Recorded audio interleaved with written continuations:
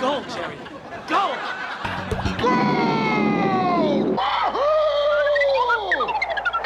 I love gold. The look of it, the taste of it, the smell of it, the texture. I love gold so much that I even lost my genitalia in an unfortunate smelting accident. Ladies and gentlemen, welcome back to the channel, and it's official. After 4 years of development, No Man's Sky has finally gone gold, and we are officially in the home stretch. So happy to hear, and we're 30 days away, everybody. So let's set our minds to August 9th. I hope everybody successfully got their paid time off and their vacations moved to the second week of August. Some of us might have seen more of a challenge in that than others. Pretty easy for me, thankfully, but I wanted to make a video to not only celebrate the goldening of No Man's Sky, but I also wanted to take a moment to really just reflect on the last 3 years of No Man's Sky development and take a fond look of how we actually got here. Enjoy. Hugely ambitious procedural. Tell us about how it works. Yeah, I mean, we didn't want to be typecast. I mean, we're kind of an indie studio, and we want to do loads of different things. And I guess with this game, we wanted to make something that was a science fiction game, right? And there are like lots of science fiction games, but they're normally, like when I say that, you picture Space Marines, right? You picture like the post-apocalypse. You picture dystopia, you know? And that's not what I picture when I think of sci-fi. Sci-fi for me is the books that I grew up with, right? Is actual fiction, is like Asimov and Clarke and Heinlein and people like that. But as well as that, when I close my eyes and I picture it, I think of I think of the covers. I think of like Chris Foss and Mobius and people.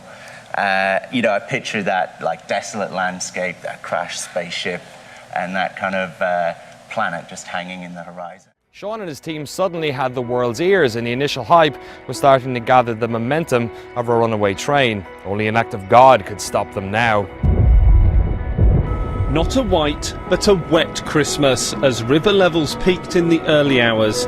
In parts of Surrey, rescue teams were out as record flood levels were reached and breached. Across the UK, more than 100 flood... Yeah, so I mean, we were on kind of a high, actually, finishing up at Christmas. It was like, this is awesome. People seem to be reacting really well to the game, and it was like probably the best thing that ever happened to the studio, kind of thing. I got a call Christmas Eve night saying like, your office is flooding, basically. And we're actually on a ground floor and all our PCs on the ground, and they were like blowing up and exploding and things like that. So what about, how did that damage the game? Did you guys have stuff off-site backed up? We had stuff off-site, and at the time we kind of said, don't worry guys, you know, we haven't lost anything, but the reality is you have, and you just don't know how much, you know?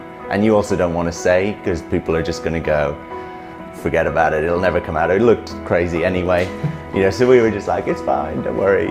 You know? So it did put you guys back a while then? Yeah, absolutely, and for us this E3 has been really, you know, for us, it's like this triumphant thing, like we didn't let it stop us.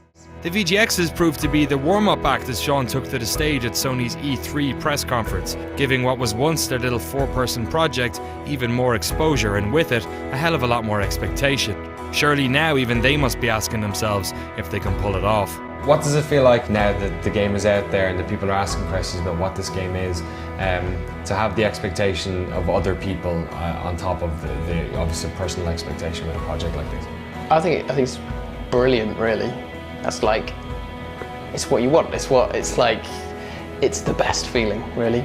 The best feeling to have so many people care, and you know, they can say what they want, really, and just the fact that they're talking about what we're making is just an amazing. That fuels you if you're feeling down. You see that when we flooded, you know, it's nice to be working on a game that people want. That is a big deal, but I've never experienced this before. Even on Burnout, we were, you know, like so far several hundred people we still weren't on stage at one of the keynotes, you know what I mean?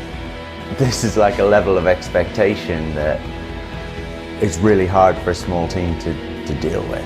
Right? And yeah, I mean, people want it to be every different type of game as well. It's really open to interpretation, and we're leaving it a little bit open to interpretation. So yeah, it's definitely a double-edged sword, you know. All right, then let's break into what exactly No Man's Sky is.